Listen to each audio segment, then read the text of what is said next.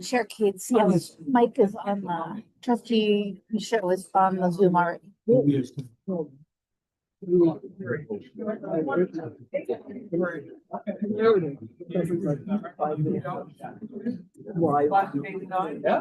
there we go. Maybe we're gonna do a.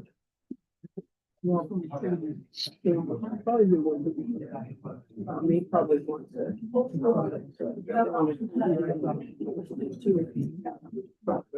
That sounds interesting.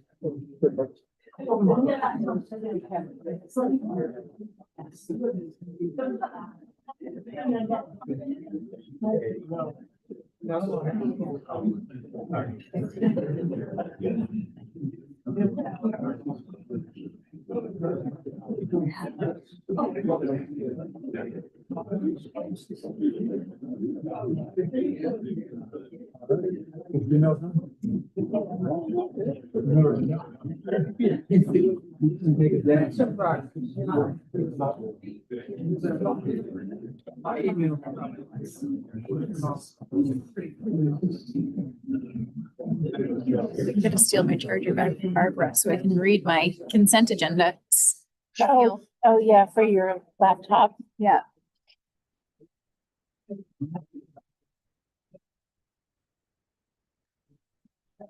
We're starting at 2:20. 2:20. So like 5 minutes. I call the show. There's no consent. There's no one at all for comments. No one in person or online. It's very unusual. Yeah. For this campus. And so we probably will end hopefully early, but we are having the photographer come at the end, but he's not coming that late. He'll be here by 3:15. So if we're done, I don't want everyone to just wait an hour, Yeah, wait around for right, an hour yeah. for the photographer. We need new headshots for some of the folks. I'm gonna get one. Oh, okay. Oh, okay. I might need to.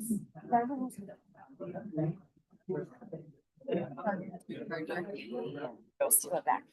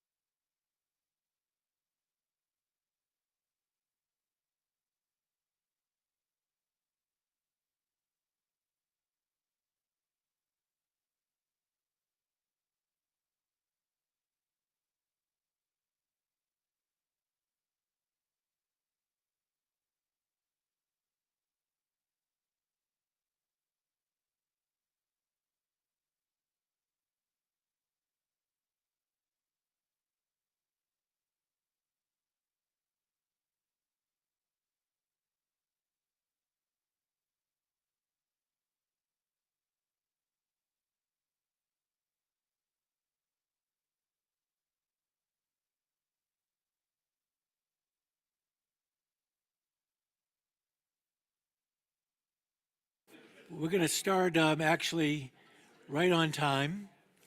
And again, welcome everybody. It's strange looking out there and not seeing a great deal of people in the audience, but the benefit and the detriment of summer. So we don't have our usual crowd with us, and we also apparently have no public comment today. So we're going to move along through the agenda and hopefully actually get out a little bit earlier than our agenda says today. So again, good afternoon. I just want to say that that I'm very honored to be in this seat, as I said at our last meeting in Fort Kent. And also just want to, one more time, and I'll never thank her again, but one more time thank Trish Riley for all of her years of service to this board and to the University of Maine system. The extraordinary amount of time, effort, heart, and soul she put into this job. So thank you again, Trish.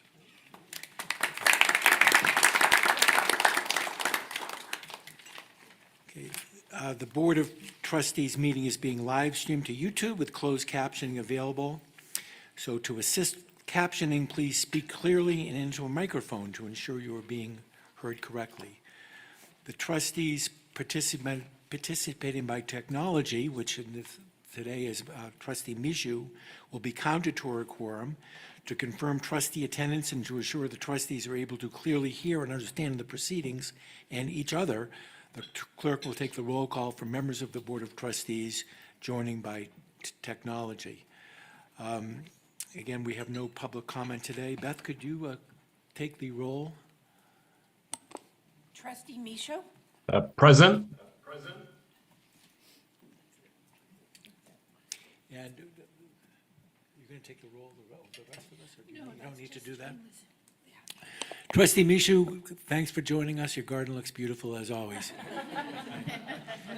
So the first thing on today's agenda is to welcome publicly our four new trustees who are going to add a great deal to our deliberations. We got a 25% turnover on the board and four incredibly diverse and talented people to fill those gaps. First of all, Chris Gordon.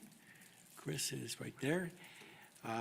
Richard Rosen, and our two new student representatives, Blake Shepard and Matt Weber. There's Matt. Thank you. Welcome and looking forward to your contributions. We're going to skip the AGB conference section because I've got another meeting coming up in a week with one of the subcommittees from the Association of Governing Boards, and I'll report on that then. But now it's time for everybody's favorite part of the agenda, and that's hearing from our presidents with ongoing things at their campuses, our presidents round robin. I'm going to go counterclockwise, and I think our first is President Rice.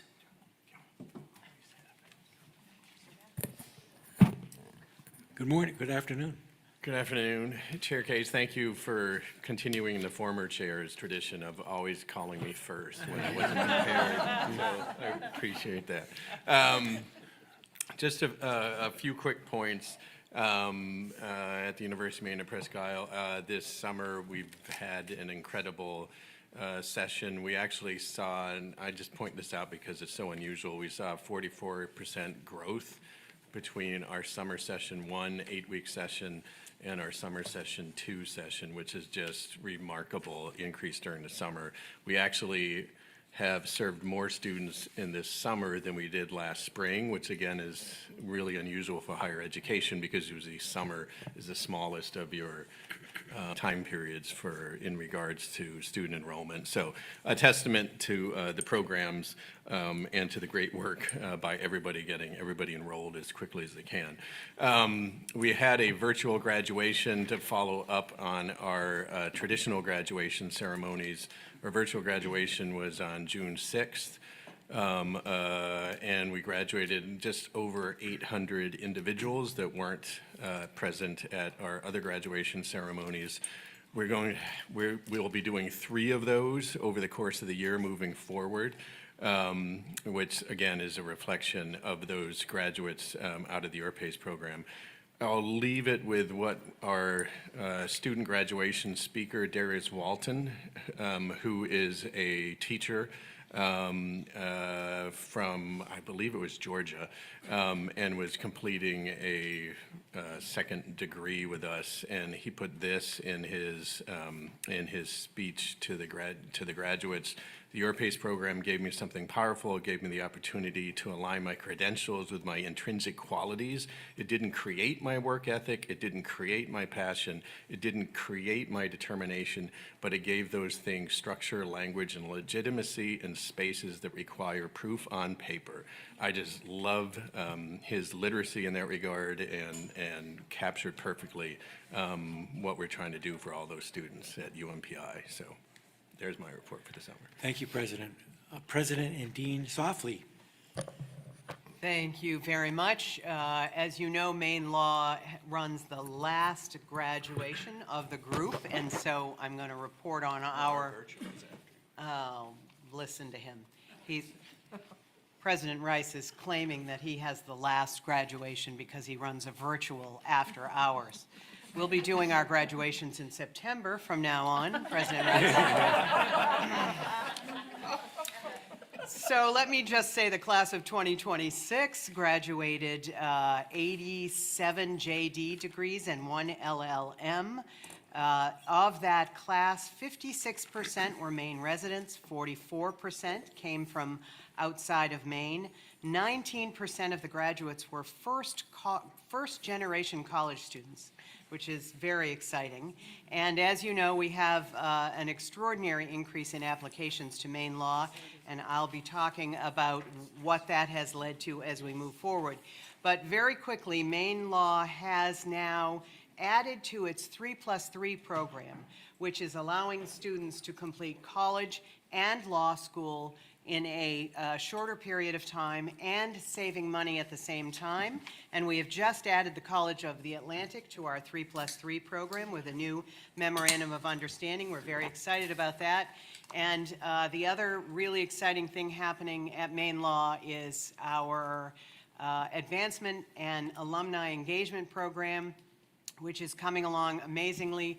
We had a 116% increase in unrestricted giving for fiscal year 26 over 25, and we have completed the fundraising for a $1.5 million endowed professorship in order of Professor Marty Rogoff, which is very exciting for all of us who know Professor Rogoff. We are off to a great start with our comprehensive campaign, and we look forward to sharing lots of exciting news, as long as I don't have to share that news after President Farini-Mundy talks about her advancement program. Thank you very much. Thank you. Thank you. President Edmondson. Hi, good afternoon. It's really a pleasure to be here with you. A little over 2 years ago, the Board of Trustees gave us authorization for the occupational therapy. It's the OTA program, our bachelor's degree program. I wanted to give you an update on that program. They were recently granted pre-accreditation status. So this action indicates that there were no suggestions or areas of concern or non-compliance based on the self-study that we submitted in November. So the program is on track to be fully accredited at the next round of review. And I want to give a special thanks to Professor Sarah Grinder for her work in leading that self-study. We are getting end-of-year data that's coming in. One of the points of pride that I personally am excited about is that for the population of in-state undergraduate students, so Maine undergraduate students who graduated in 25-26, 45.3% of those students graduated without any loan borrowing. So I think that's really something we should be proud of.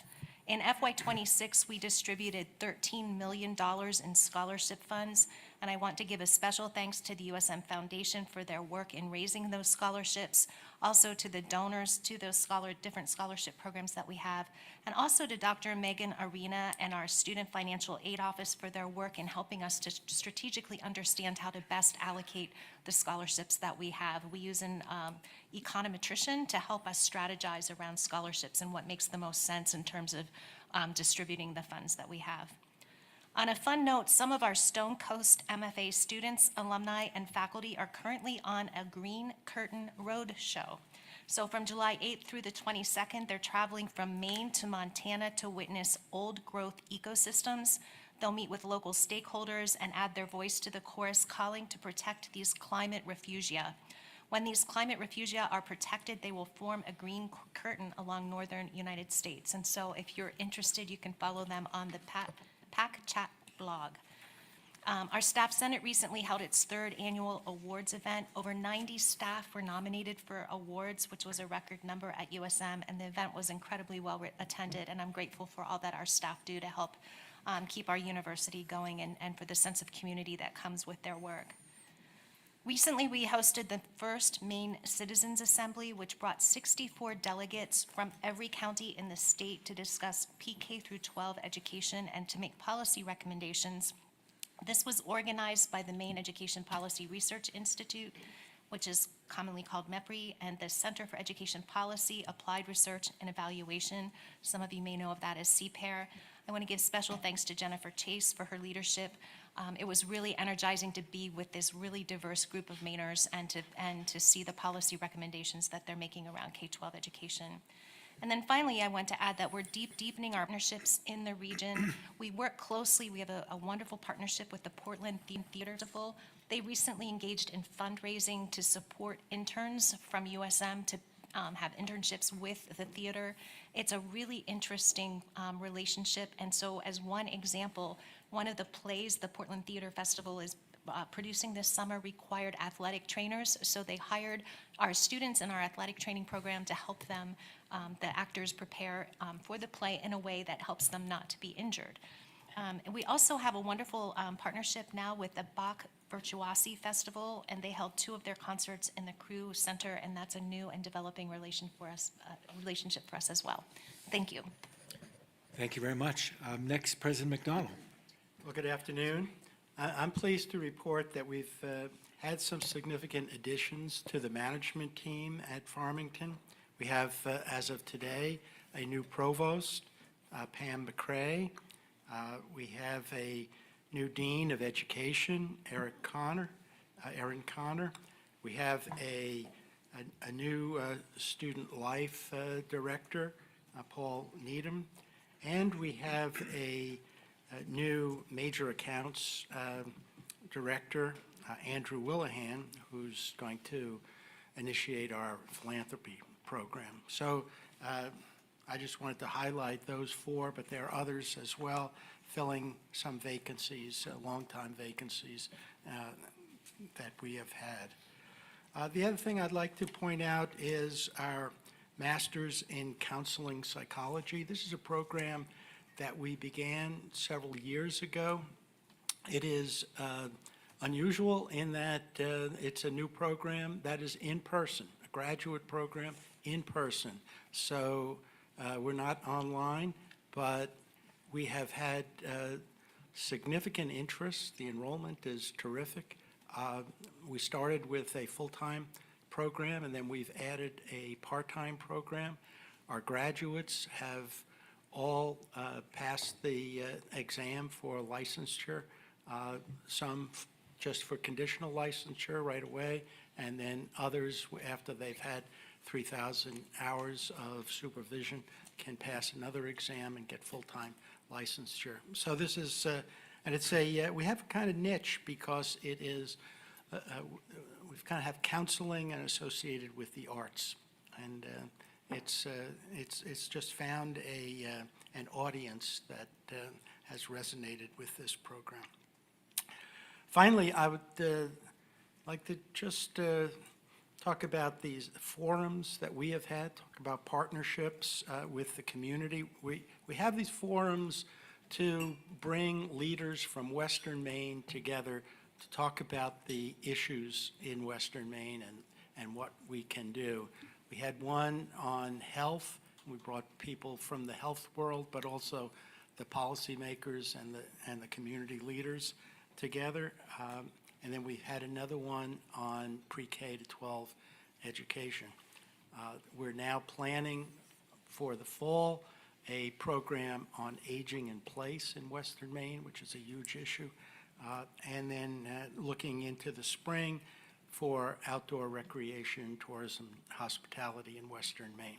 So those are all programs that we've done and ones that we're going to do.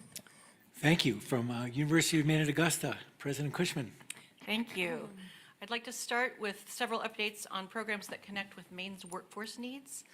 UMA is launching our new 90-credit Bachelor of Science in Applied Public Administration. This is designed for working adults with prior learning or professional experience who want to move into public service, municipal leadership, nonprofit work, or state government roles.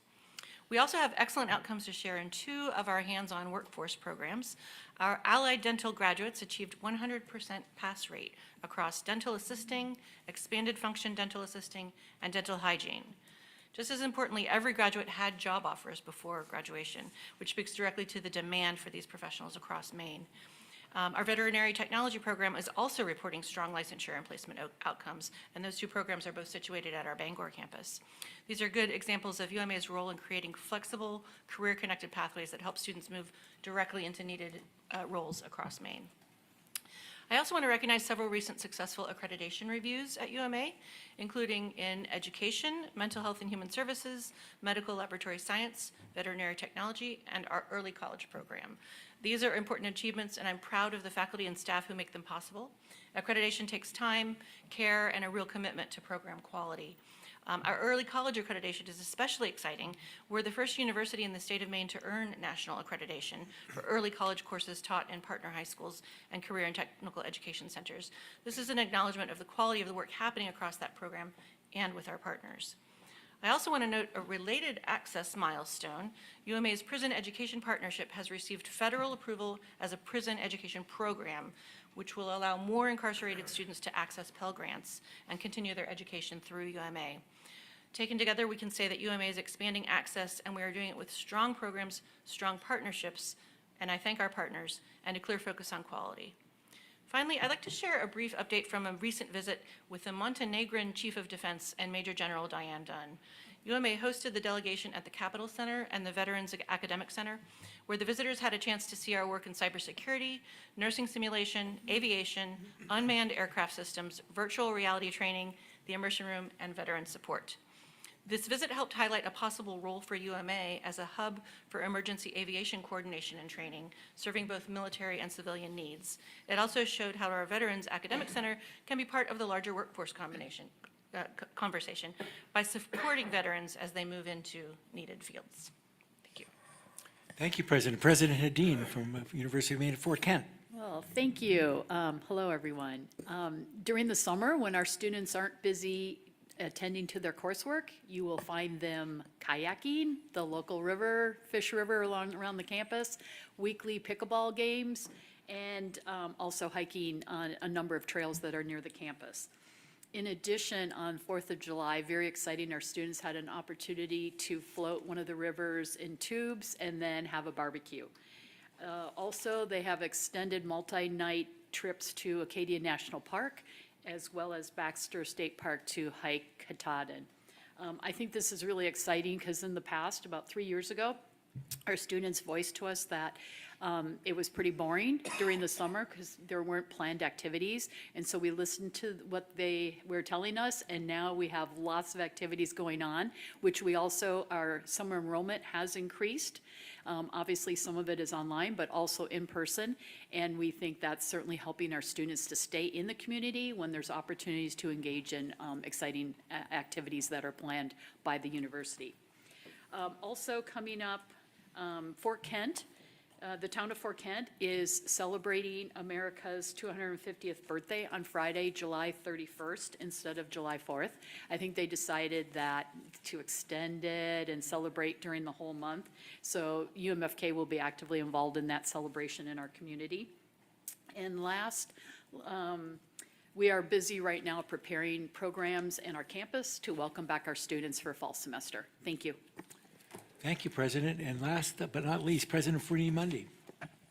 I have a show and tell component that Chair Cates is going to manage, so are you ready shall for we that? just go ahead and start with that? Yes. Okay, well, this is not on the agenda. This is highly irregular. We never have anything off the agenda, but we have Apologies. a very, very special guest today. As all the campuses, we are trying to do our best with budgeting and keep our number of employees lean and mean. But the University of Maine has hired an additional employee recently. And I thought everyone would want to meet him. Jamie Dover is not the new employee, but he has a new employee with him. This is Bear.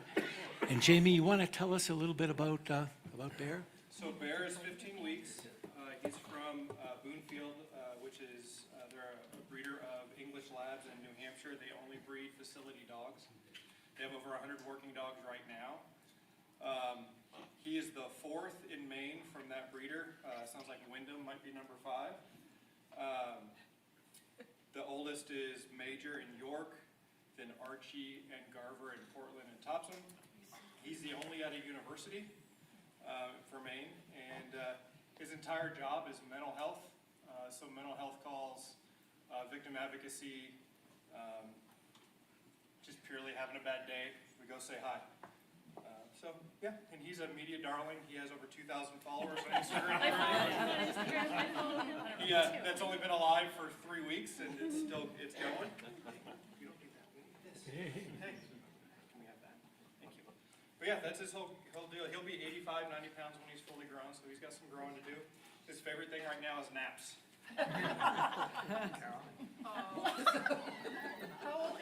He'll be 4 months next week. Can we all We're gonna come around. We're gonna take, wait before you do though. Okay. I have something to present to you. This is highly irregular. The Board of Trustees is all appointed by the governor.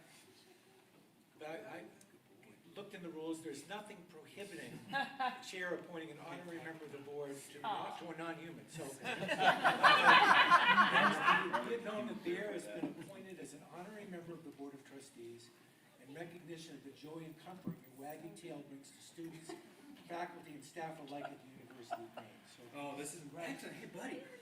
Hey, check this out. we're now going to take a 5-minute break, and anybody who wants to meet Bear can. I'm gonna probably control him while he's doing it because we learned to jump 2 weeks ago, so we're doing a lot of that.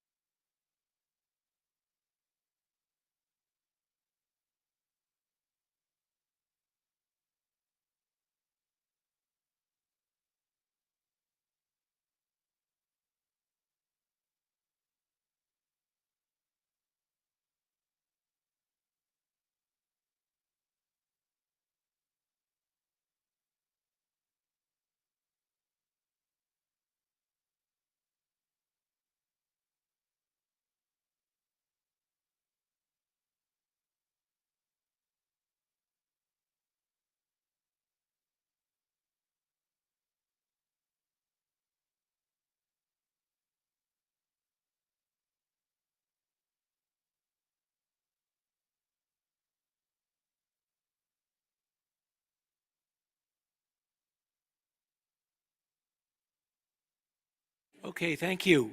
Doesn't everybody feel better? Can you come, Jamie, okay, Presque Isle in September, you're on. Thank you. So, President Free Money, is there anything else of importance after that?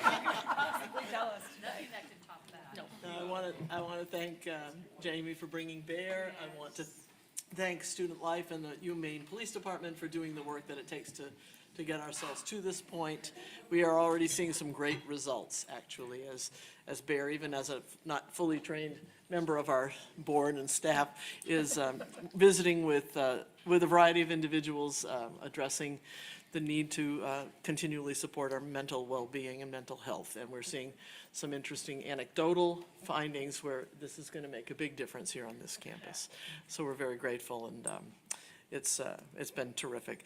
I'll just say a couple of other things, not a lot, you can't top that, really. But the summer is very busy on the campus. If you had a chance to walk around, you can see that the construction is in full swing.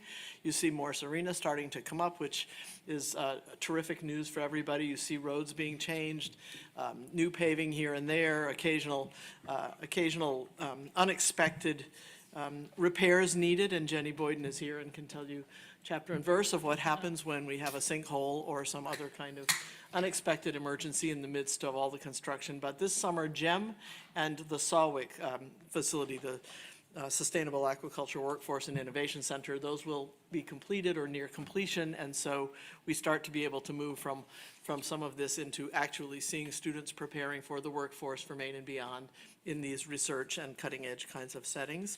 Some nice activity, too, with educators. We've had several conferences already on campus with educators from around the state and beyond, including Prepare Maine for Future Ready Teaching, the Maine Numeracy and Literacy Playbook release. Both of those happened here in this very room earlier in the summer. A number of other conferences. The Maine Student Youth Music Program is underway now. The Cohen Leadership Institute is this week. Consider Engineering is a big draw for us for K-12 students interested in coming into engineering fields. We had 1,100 new students at New Student Orientation with 2,000 guests. And in many ways, as I chatted with those parents and friends, they were having as much fun as the students were coming back, in many cases, to their alma mater and staying supportive and engaged. Couple of recognitions. There's a nationally syndicated CBS show called America by Design that will be featuring UMaine's Furland Engineering Education and Design Center in an upcoming episode. Zeke Kimball has been appointed Dean of the Graduate School at the University of Maine, which is wonderful news, and Zeke is a University of Southern Maine alum. And we're pleased that he's stepping into this important role. Also, in other interesting news, we've developed a partnership between UMaine's Marketing and Communications team and the bookstore and LL Bean. So you are seeing now, they're open till 4:30, LL Bean merchandise in the campus bookstore, but there is a boot coming in the fall. That we're pretty excited about that.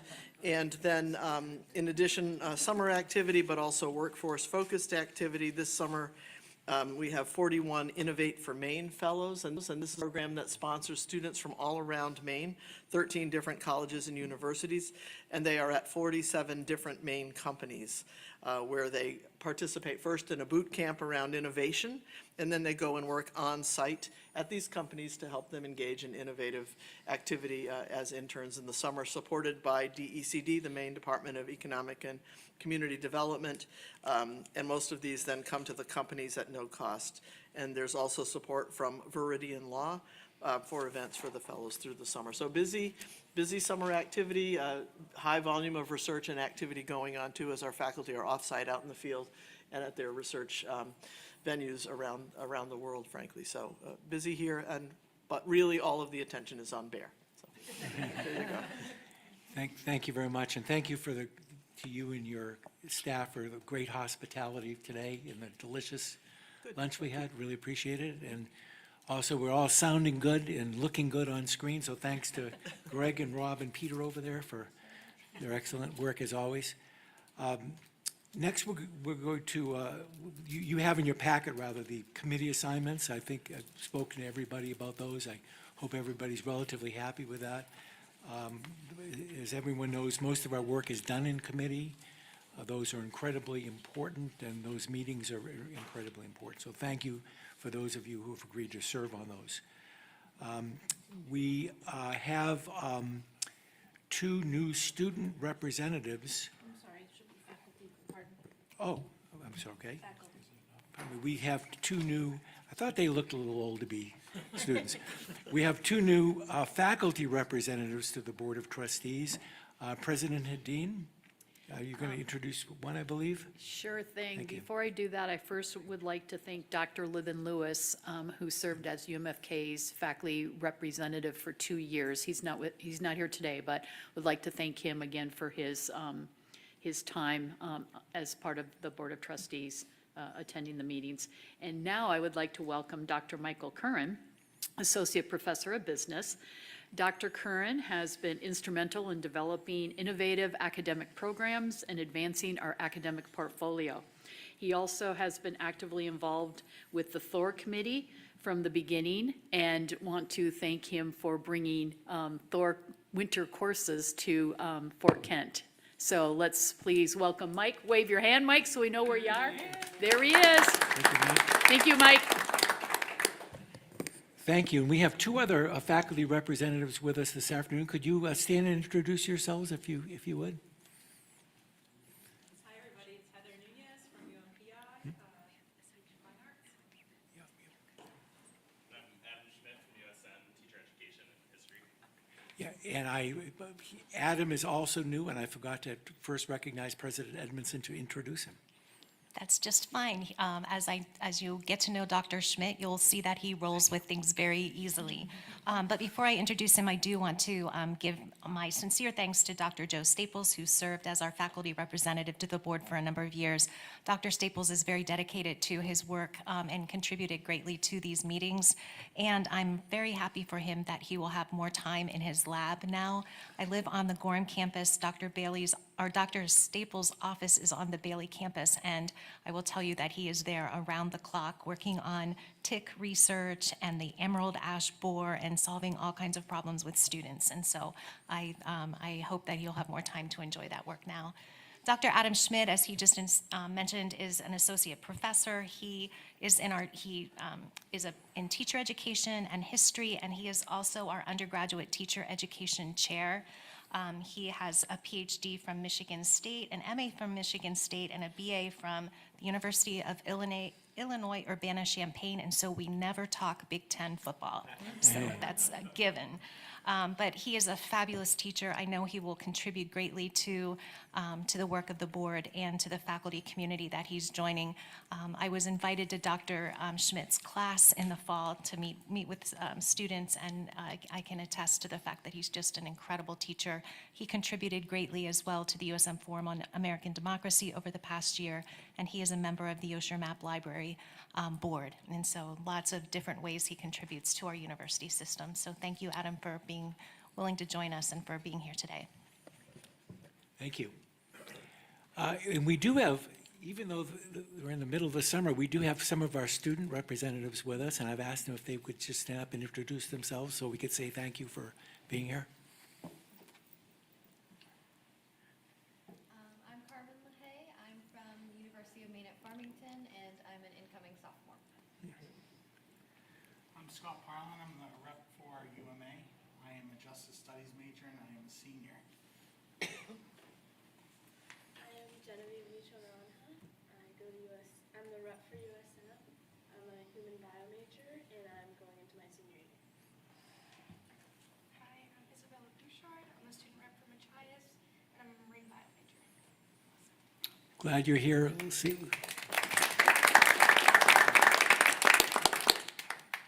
See how many of you can make the way north to Presque Isle for our next meeting. Thanks. All of them, President Rice.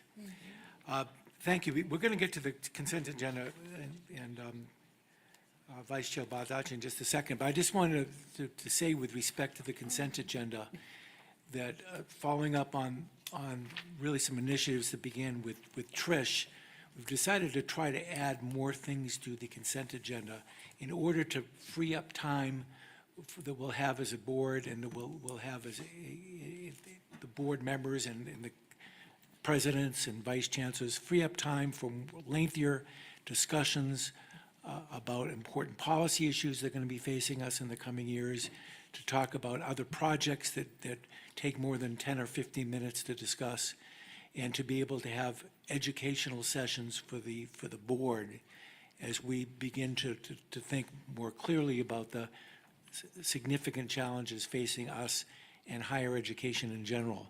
So we certainly don't want meetings to be any longer than they are. We certainly don't want people to have to give up more of their time than they do. So we're just trying to use the existing time more wisely. So there are many important things that will be on the consent agenda, but they've all been fully vetted before the committees of jurisdiction and have been voted out by the committees of jurisdiction.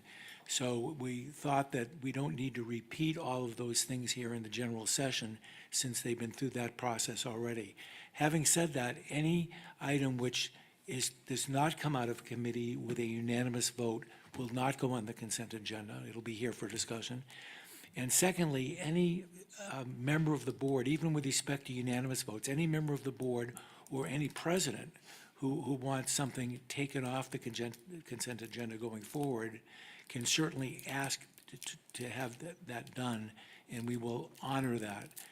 From the president's perspective, if there are an important project or important program that you really would like to have more full public vetting of, we can certainly do that, even if it comes out of committee with unanimous vote.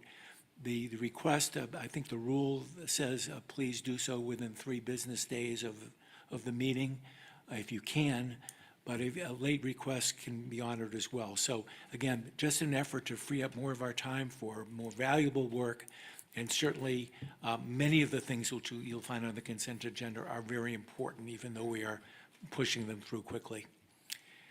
So having said that, we're going to now deal with the consent agenda.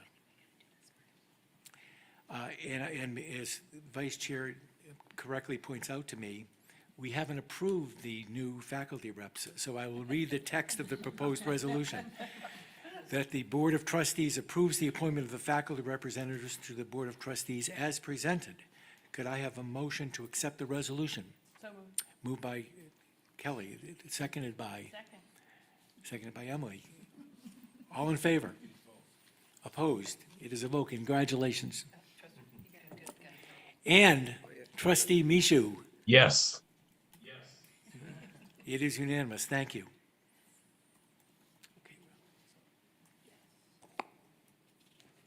Thank you. For the consent agenda, I move for the Board of Trustees to approve the consent agenda items, acceptance of the minutes, confirmation of Board of Visitors appointments, and the items as forwarded from the June 22nd, 2026 Academic and Student Affairs Committee. Specifically, the following new programs: MS in Athletic Administration, UMFK, BS in Art Education, UMF, AA in Agricultural Science and Agribusiness, UMPI, and AA in Business, UMPI. And the items as forwarded from the June 24th, 2026 Finance, Facilities, and Technology Committee. The consent agenda items are tabs 3 through 10 in the meeting materials. Could I have a second? Second. Second made by Trustee Kane. All those in favor? Trustee Mishu? Yes. Any opposed? Motion carries. Thank you. Thank you very much. We'll now move on to the Chancellor's report. Good afternoon, Chancellor Malloy.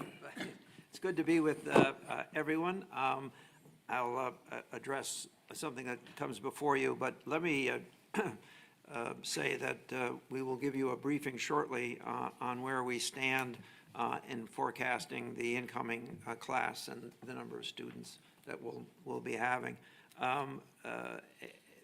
You know, when I was first applied for this job, I said we had a demographic problem. And that we needed to do something about that in Maine, and very happy that we've made as much progress over the last 8 semesters in a row with increased population, both at incoming basis as well as total population. And many of you visited a number of our campuses. You have to be proud of the work that you as trustees or our trustees before you put into action with respect to modernizing our facilities, making them more attractive to incoming students, and proving that Maine stands behind its public universities and is making appropriate investments, as well as the private community doing the same. These are important steps in securing our systems, not just the support for it and the use of it, but making sure that we continue to play our role and making sure that Maine has the people necessary to work in the state to help grow the economy of Maine, and we're very proud of the progress that's been made so far. So just wanted to share that with you and remind everyone that we are moving forward relatively rapidly, and particularly in comparison to some of our universities that we are engaged with in competition. With that, I think I would talk about tab 12. Oh, Jeff's going to do it. Jeff, you're going to do that? Okay, fine. Great. Thanks, Chancellor. Trustees, I'm pleased to report positive development around our active matriculated population. I know I have to explain this term every time because the institutional research staff will be upset with me if I don't. So active matriculated is any student who has said that he or she is coming to one of our universities and has not subsequently said that they're not coming. So these are students who are enrolling or have enrolled and have not unenrolled. For summer, fall total right now, we are up in active matriculation 2,368 students over the same date last year. These numbers are from last Friday. That's a 33% increase from last year. The bulk of that, but not all of that, is your pace at UMPI. I would also note that active matriculations are up at a couple of our other universities as well, and if you exclude your pace from that total, we are up 1.6% as a system for summer and fall matriculations right now, and I just have to put that again in the context of a general decline in college enrollment regionally and nationally. So we are bucking the trend as of now. In a nod to what the Chancellor shared a moment ago, it's also worth sharing that in-state first-year matriculations, that's recent high school graduates choosing one of our institutions, continue to grow despite in-state demographic declines. Those matriculations are up 6%, 153 students as of today, despite this being overall the smallest total Maine high school graduating class since record keeping began in 1980. The 2026 high school class statewide was 11,630 students. That's a preliminary estimate. That would put us down as a state 250 students from last year and 780 graduates from 2016 or 10 years ago. So we are seeing an increased percentage of a declining population enroll at our institutions across the board. I would note that increase as of today includes double-digit growth at UMA, double-digit growth at Fort Kent, UMPI, significant growth external to Maine in your pace. All of our institutions are either up or holding their own or within striking distance of being up in state matriculations by the time we hit end of add drop in September. For fall enrollment itself, I'm always reluctant to give the mid-July report because numbers are changing daily. Our admissions team, all of our president's admissions teams are actively fighting MELT, which is an attempt to get students who've said they're coming to keep coming and not see them veer off to another university or decide not to go to college. They're also all engaged in regular re-enrollment campaigns to get returning students who haven't yet enrolled for their classes enrolled. With those caveats, and probably I should add 3 more, I will say that total enrollment for fall 2026, right now, we're down about 1.5% year over year, which is meaningless. We'll have late-breaking transfer students coming in throughout the rest of the summer and early into the fall semester. Graduate students typically enroll later than other students, some of them not until really the first week of classes. And your pace, part of session 1 and all of session 2 is not yet accounted for. So we are in a very strong position with respect to fall enrollment as of today, and I hate even saying that because it's July, but there we go. Chair Cates, I will say I'll have a complete breakdown on summer post August 15 census date and a much clearer picture about fall at the September board meeting. Thank you.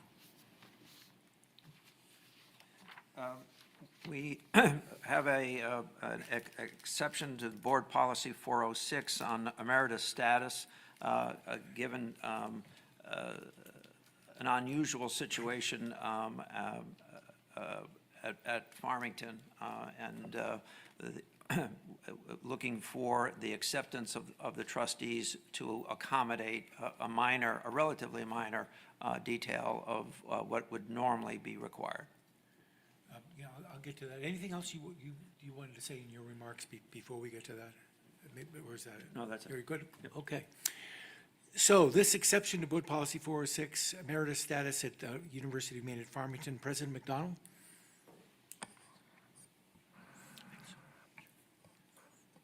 We have one faculty member who came more than 20 years ago on a split line with a spouse and now is ready to retire. It's been an excellent faculty member, excellent contributor.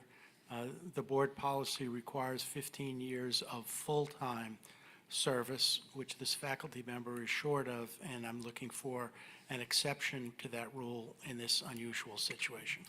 Thank you. Could you again remind us what split line means? Split line is something that we do not do now, but we did 20 years ago, which is to hire a couple on one line.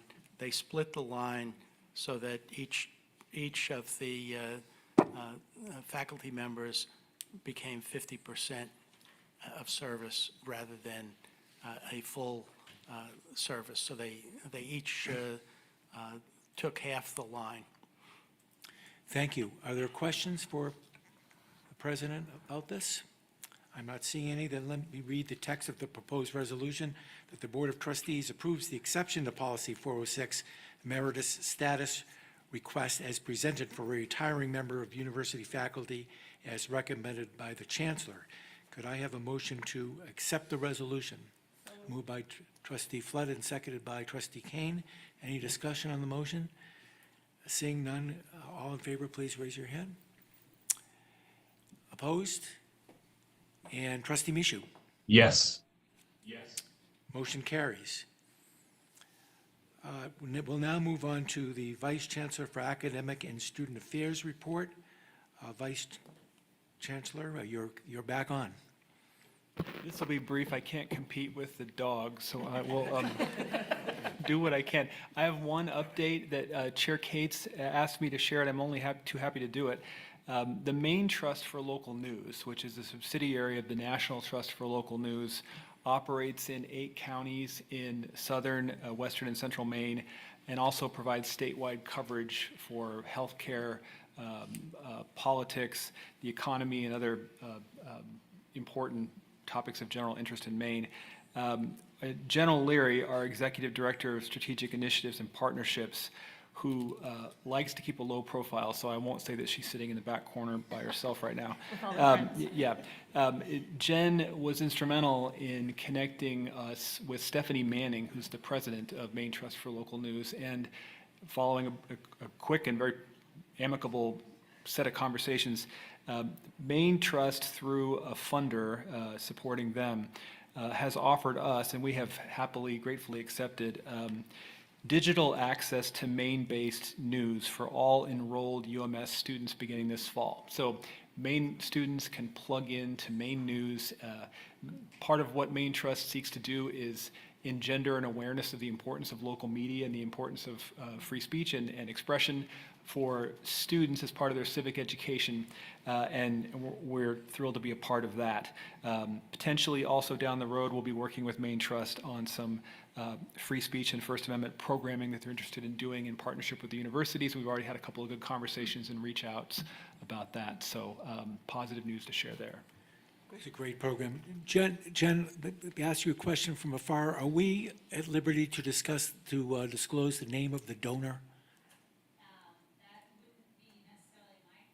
Okay, we'll double check with them, but this is a very generous underwriting of this by a Maine business, and we'll see if we get their permission to be able to thank them.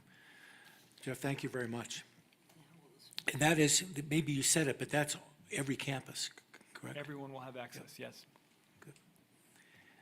And then the last part of my report, Chair Case, is simply to thank the trustees for a chance recently to share background and update on the next two items on your agenda, the AS and BS in Thor, and we appreciate the board's consideration of those programs. Thank you. So we then will move on to the materials at tab 13 and look to President Rice to discuss with us the proposed AS in Tourism, Hospitality, and Outdoor Recreation at the University of Maine at Presque Isle. President Rice, thank you.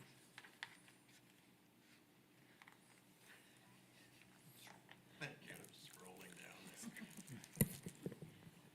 Time's up, but we'll move on to the next agenda item.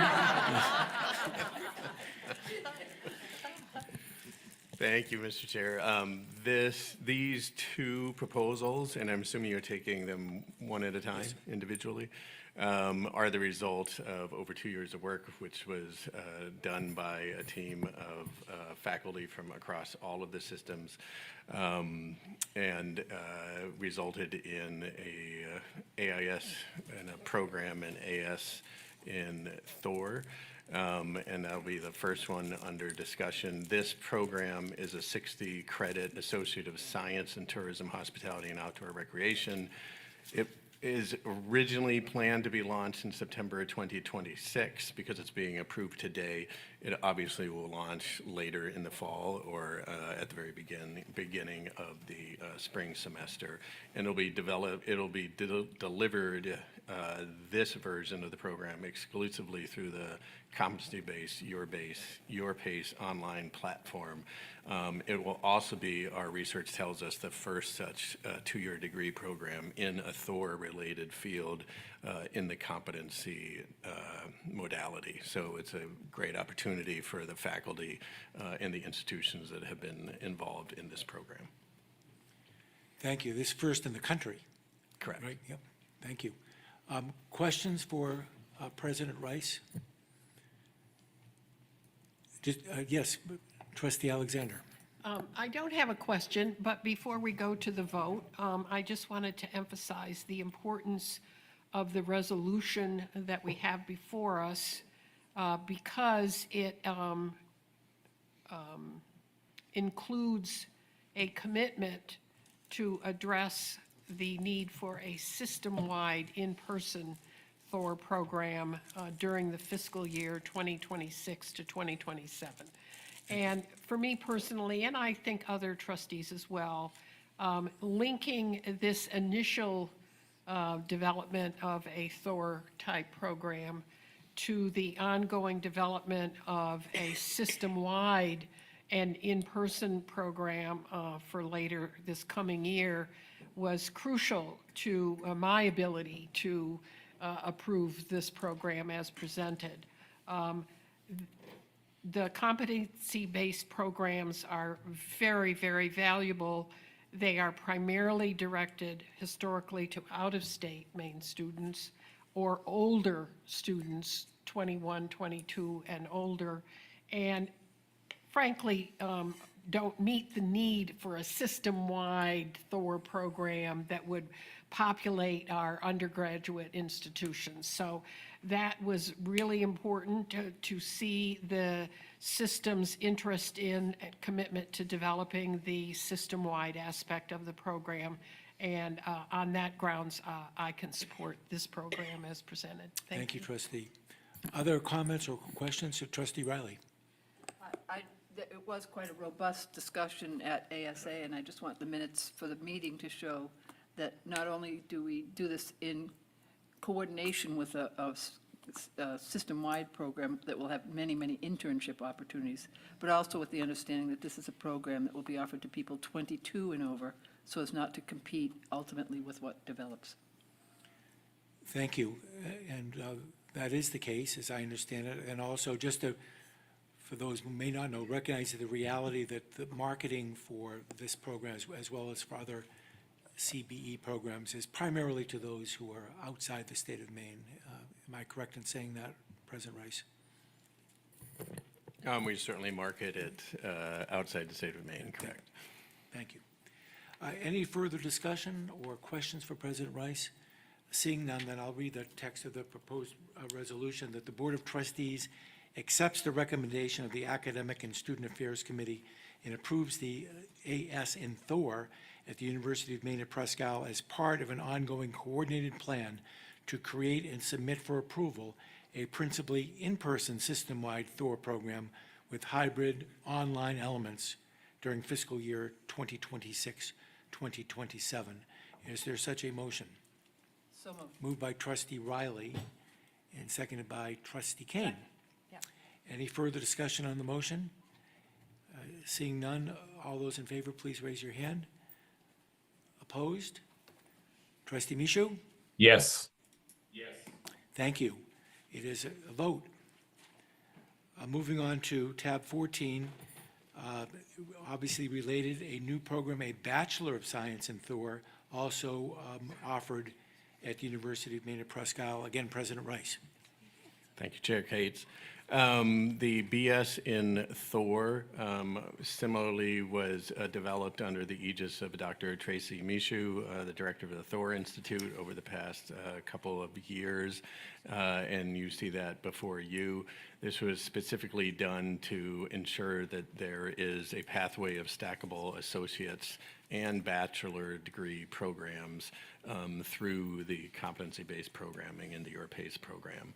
And again, these programs are especially designed for people that are currently in the industry, so it allows them as individuals that are current practicing professionals to either complete the associate or, having completed the associate, to move on to the four-year degree program.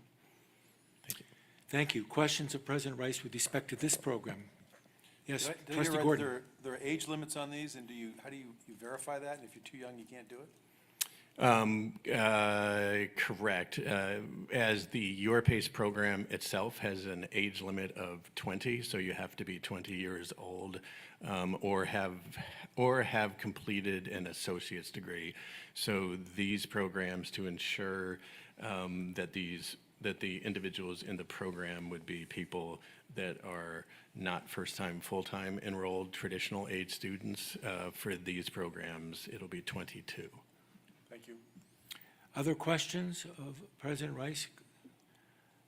Comments? Not seeing any, so I will read the text of the proposed resolution that the Board of Trustees accepts the recommendation of the Academic and Student Affairs Committee and approves the BS in Thor at the University of Maine at Presque Isle as part of an ongoing coordinated plan to create and submit for approval a principally in-person system-wide Thor program with hybrid online elements during fiscal year 2026-2027.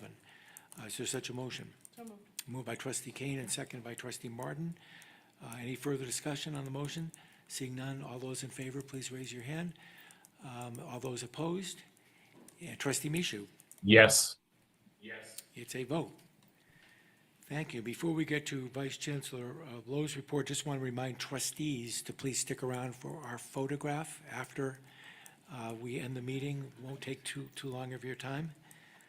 And lastly, Vice Chancellor for Finance and Strategic AI Integration, Vice Chancellor Lowe. Ryan, good afternoon. Thank you. Just two items for you this afternoon. One, UMS investment results, and then I'll give you a brief update on the OpenAI contract. So results for the UMS investment portfolio are in your board materials. Results are through May, although we do have preliminary June estimates. So let me start with the managed investment pool. Market had a May month-end market value of $435 million, a gain of 2.9% for the month. The MIP is up 11.8% fiscal year to date. We estimate that the MIP lost 0.4% in June. And the pension fund had a May market value of $14.9 million, a gain of 1.2% for the month. It is up 5.7 fiscal year to date. And we estimate that the pension fund lost 0.3% in the month of June. And then finally, the operating fund. The May market value of the operating fund was $265 million. It was up 1% for the month. It is up 7.4% fiscal year to date. We estimate that that the operating fund was essentially flat with maybe a modest loss at the end of the month. Net of fees, the operating fund has returned $15.2 million fiscal year to date through the end of May. That definitely exceeds our $2.8 million annual budget by approximately $12.4 million. Part two, OpenAI contract. So did want to provide just a really brief update on the OpenAI ChatGPT EDU contract, and we'll note that I'll continue to do updates at FFT and future board meetings for those listening and that are interested. So as a reminder, we issued a publicly advertised RFP in February of 2026. We have 12 vendors respond, 4 finalists. ChatGPT Education ranked first. The agreement will give every student, faculty member, staff member, board member across our 7 universities basic access to enterprise-grade AI, roughly 5,600 faculty and staff, and more than 25,000 students. Until now, access has depended on budget. A unit with room could buy licenses, while a smaller unit typically struggled to do that. This agreement removes that barrier, establishes a common floor. Everyone gets basic access regardless of where they sit or what their budget looks like.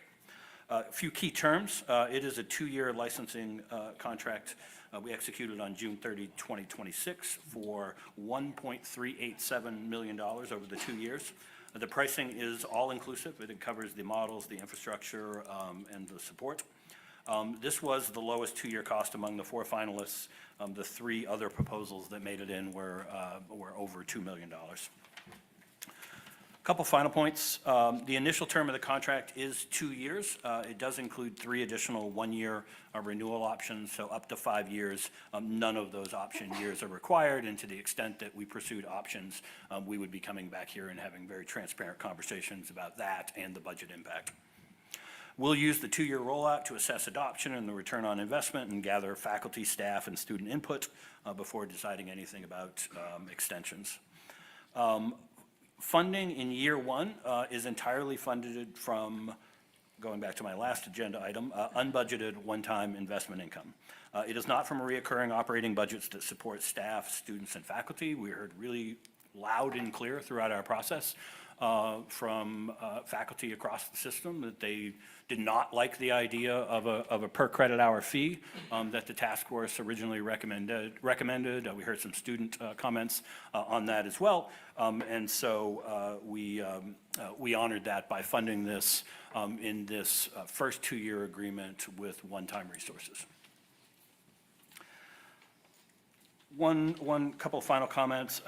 Really want to emphasize the use of these tools is entirely voluntary from the system perspective. The tool is going to sit behind a single sign-on, so anyone who wants to reach it with their existing UMS credentials will have the ability to do that. If you don't want to sign on, no one's going to sign you on automatically. We will support the adoption with robust training and resources. And I'll note, again, one of the reasons why we think this is so important, we know, just based on national evidence, based on all the conversations that I have every day, we know that we have staff, students, faculty who are using these tools. We think it's really important that we do it in a safe environment, that we do it not in thousands of open-ended free accounts across the university system, and instead have this protected, again, behind our single sign-on. So with that, I'm happy to answer any questions and look forward to future updates. One piece that I forgot to say that I'll mention, lots of questions we're getting about when am I going to see this tool show up. July 1, we had lots of people who were immediately interested. We're going through that process now. It's complicated. We need to assign roles and make sure we do this in the right way, make sure that we have the appropriate budget restrictions in there as well, and all of that. So we're anticipating a phased rollout that will start fairly soon. We'll work from staff into faculty and then finally students before we get into the fall. But more details to come on that, more details to come on training over the course of the next week or so. We've just signed the contract recently. We just had our first meeting with a detailed meeting with the ChatGPT team on Friday. So I think we would anticipate within the next 5 to 10 days, we'll get information more about the deployment, more about training and those kind of pieces. But with that, happy to answer any questions. Questions for Ryan? Yes. Trustee McMahon. Are we using the fact that we have this tool in our enrollment process to entice new students to come because they will have the ability to sign on? I don't know if we're doing that yet, because we haven't quite got that far, but I love the suggestion. I'm obviously a big fan. I think making those tools available, and again, giving you that option, whether you want to use it or not. Love that suggestion. And Ryan, am I correct that we are one of the very first public universities in the Northeast to be taking this step? Absolutely in the Northeast. Most of the others have been in the West and really large institutions. It's been great, though. I mean, we've had some good exchanges with some folks from those institutions. Robert and I had a chance to talk with some of them, learn from some of their challenges, and put those lessons here. Thank you. Other questions? Not seeing any? Thank you very much. Thank you. Well, we are just an hour ahead of time. We had an hour of public comment set aside and obviously didn't have any. So we can either adjourn the meeting or we can sit and talk among ourselves, whatever the pleasure of the group is. Bring Bear back. Bring Bear back, okay. Right. So I will, seeing no further business to come before the group, I'll declare our meeting adjourned and see everybody in committees and then again in Presque Isle in September. Thank you. And the photos will be taken of the trustees over by the elevator shortly.